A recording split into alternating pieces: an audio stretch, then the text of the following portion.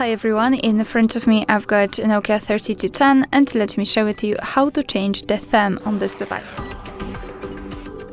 So first of all, let's enter the menu, so just press this middle button, then let's go down and left to find the settings, press select.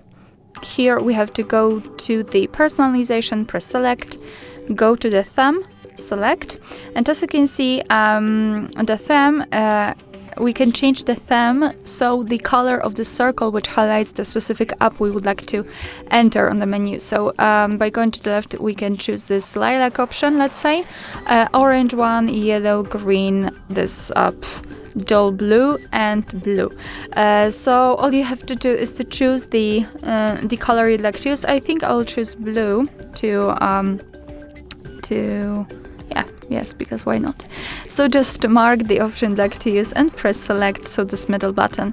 Now we can go back, and as you can see, it will be immediately applied.